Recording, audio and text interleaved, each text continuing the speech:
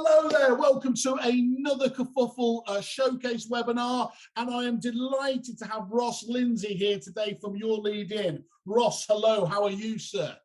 Very good, thank you, Simon. Very good. You're first of all, love the wall of clients. That's absolutely perfect there. I'm already searching some of those absolutely 5-star blue chip companies. Well, I'll be keen to get into more of that now. Ross. Sure. Our title today is all about generating more business today. Could you just give us a bit of an overview straight off the bat, really? Tell us, what is it that you guys do in a nutshell so that people can understand what you're delivering? So very, very briefly, we do two elements of business generation or lead generation, and that's generating business from valuations and solicitors and financial services. And we base that on a proactive and a reactive. So with certain clients, we'll have inbound calls and we'll manage those calls and we'll maximize opportunity from each of those calls. So talking to people about their circumstances, position, and then we'll do database farming, which is more of the proactive. So we'll go through existing databases and look for old opportunities that might have been left behind in the archive or just left behind because everyone's so busy doing their day-to-day jobs at the moment. Yeah, and just on that particular point there, how is there ever a record that can be too old, or can you still even glean bits of gold out of the oldest data?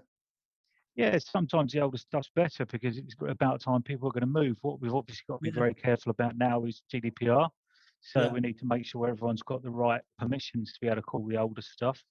But, if you're looking at people moving now, I think it's about 4 or 5 years now. It's gone down from 7. So, more people are moving more regularly and the market's busier. So, the older stuff, sometimes you can get real gold out of it. Okay, good stuff. Now, the stuff you're talking about, obviously, which I think everyone would appreciate, is an absolutely vital thing for any successful agency to be doing. But being really honest on that, why do you think it is that negotiators aren't doing this at the moment? You'll be well aware of the likes of Josh Fegan, who's been coming over here for the best part of a decade and telling us, you know what, guys, it's probably a good idea to talk to your past clients. It seems so obvious, it seems so logical, and phone calling is, it is meant to be an intrinsic skill set of an estate agent. Why isn't it happening? I was an estate agent. I've been an estate agent, and I know my own one, and I'm guilty of exactly the same thing, which is you deal with the here and now. You're busy dealing with the clients that are coming in through the door. You're registering people, the fresh people, and you want to get that result there and then. And we look at not the results there and then. We'd rather talk to 100 people and get 100 follow-ups to give them a call in a month's time than just get a couple of valuations out of the first people we call. It's really about building into the future. And as an estate agent, I wanted to earn commission there and then. I wasn't interested in what's going to happen in 6 months' time because I was too short-sighted for that. That's not a criticism, because I think that's you've got to be hungry and you've got to want to go for that. You've just got to have a different attitude and a different reason to call people than the here and now, which is what a lot of the agents are doing because they're so busy. And the market has helped them out a hell of a lot in the last 6 months because they've been so busy. Absolutely. I remember having an epiphany, as I always do after about 14 amarettos, talking with a few of the Aussies, and we were trying to figure out, why are the Aussies all on the face of it? Why are they so good and have always, been held as paragons of virtue for prospecting, compared to the Brits?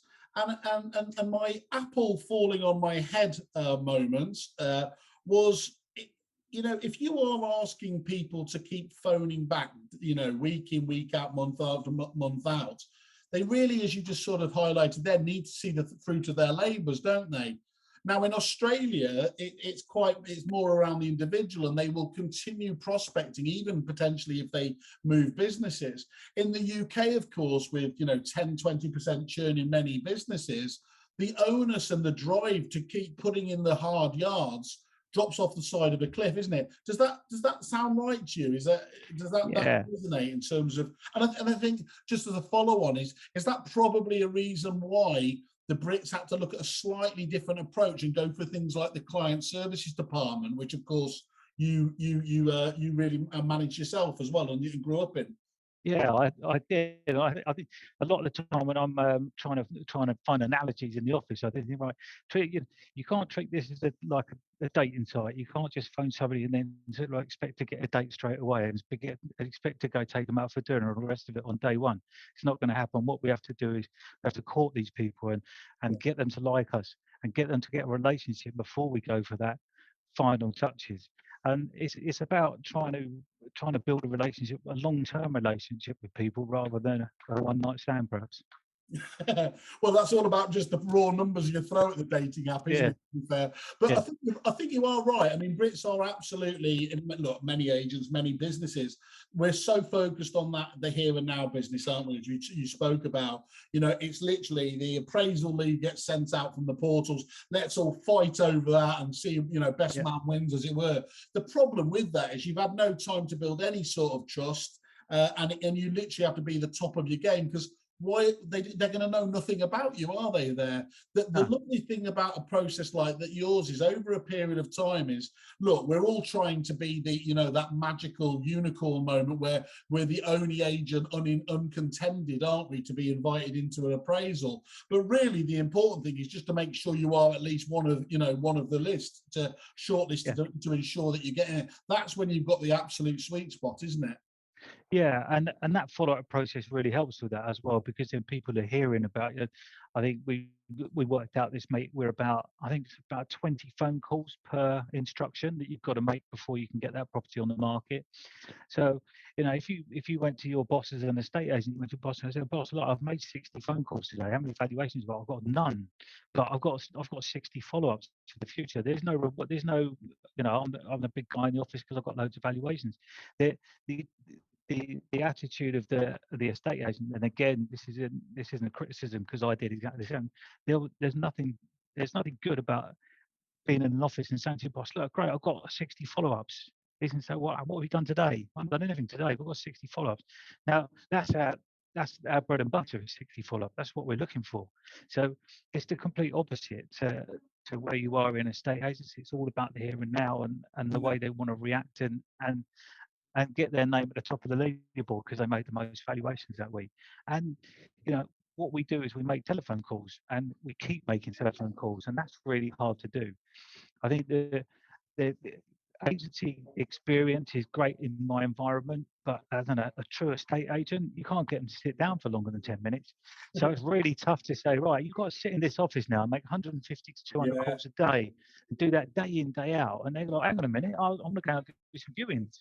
yeah. So it's a different mentality, and if the people that are doing their job, the next that are good, they're good for a reason because they can do the deals and they're there and now. But it's just a different type. It absolutely is a different type, isn't it? I remember, you'll know them well. The Romans Yeah, group and the Romans direct ones, which was one of the first ones I came across in my old world. And I remember yeah, reacting a little bit with horror when I was shown around the floor there. Although it was still like being invited to Willy Wonka's chocolate factory, to be honest. So I yeah, was pretty blown away. But I was just amazed at, first of all, the youth that was involved there, and then talking to Michael at the time, who ran that office, and he was talking about, look, it is a very different mindset. You need to have no fear of the phone. And again, I can't believe I say that, but it's absolutely true. There's a very big difference between being on the phone and taking phone calls, or making, let's say, transactional phone calls, and the one where you are putting your heart and soul on the line, isn't it,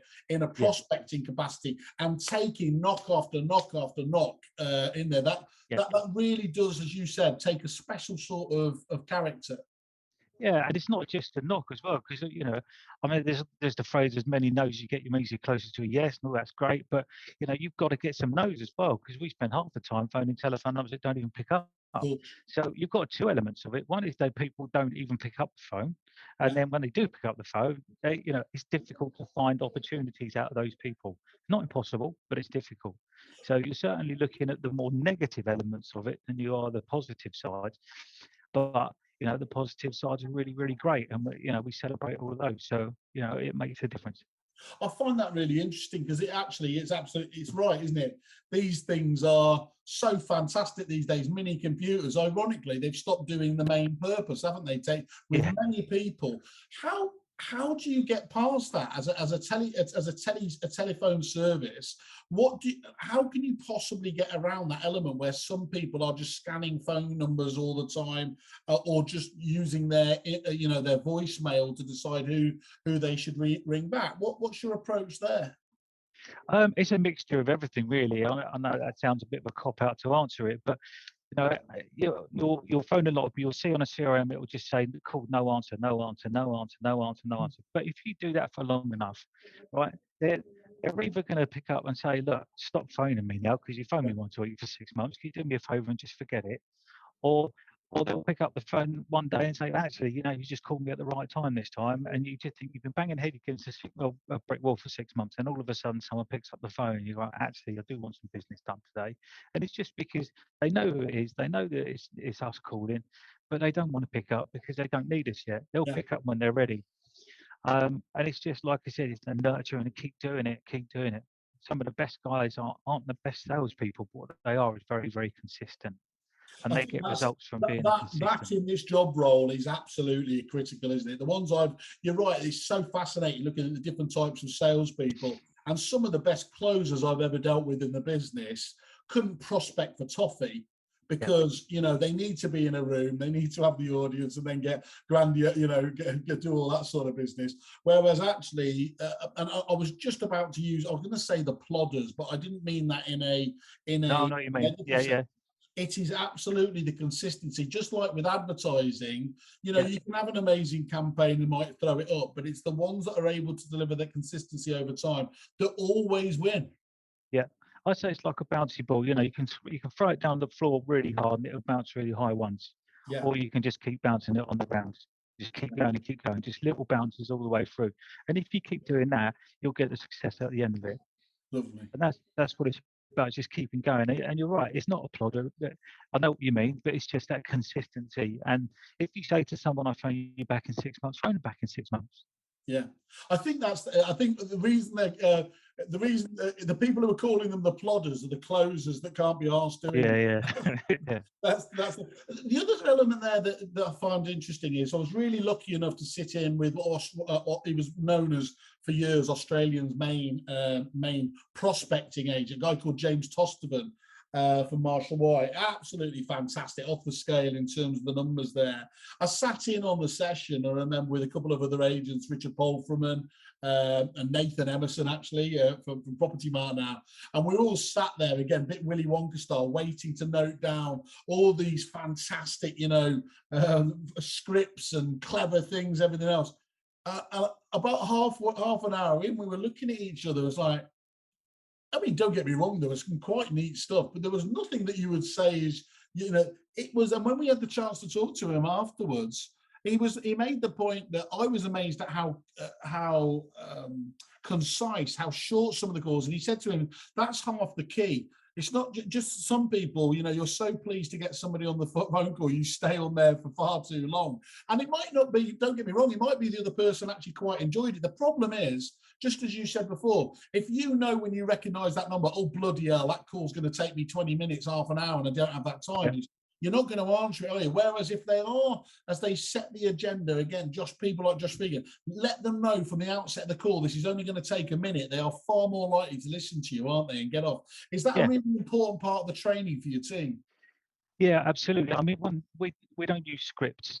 We have a structure, certainly. And I'm talking to new clients all the time, potential clients, and a lot of the time they say, "Well, can we have a script? Can we script out what we're going to say?" And you go, "Yeah, we can, but it will change because we've got to think about it. We've got to be fluid with this. And we've got to think on our feet." What we do though very well is we open the sentence. The reason for the call is this, this, and this. Right, yeah, And then what comes off the back of that is then when you turn into a fluid. So the reason for the call today is we've got purchasers and tenants looking for property in your area. Have yeah, you got anything available? This might be to a multi-landlord or something. Have you got anything available at the moment? Yes, I have. Okay, talk to me about what you've got.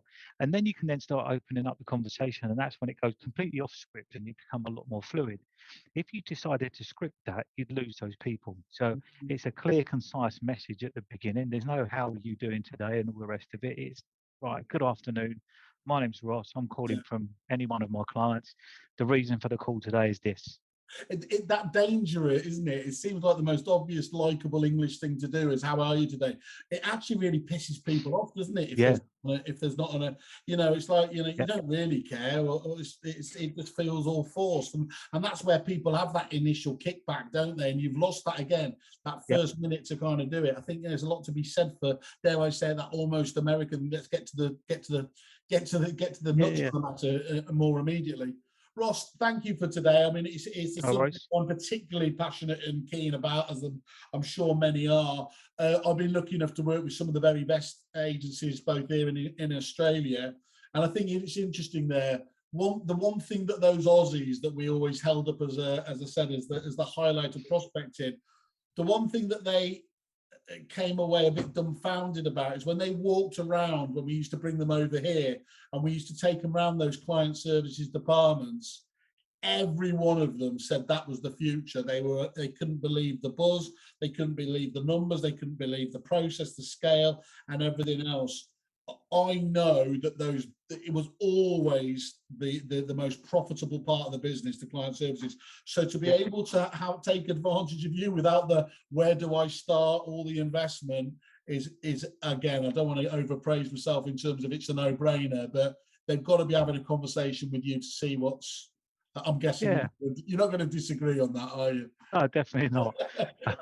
And by all means, if people wanted to come down, I'm happy to take visitors in as well. So if you want to come and have a look at the operation, more than welcome to. One of my last clients wanted to talk to a few of our existing clients, and that was done. And there's like I said before, we're really fluid. So whatever you want to do, come and have a chat with us. Great stuff. Okay, well, for today, we'll catch up over the few months as well. I'm sure we've got loads we can be catching on with. But for today, Ross, thank you very much for your time. No worries. Thank you. Cheers, mate. Bye-bye. Cheers. Bye.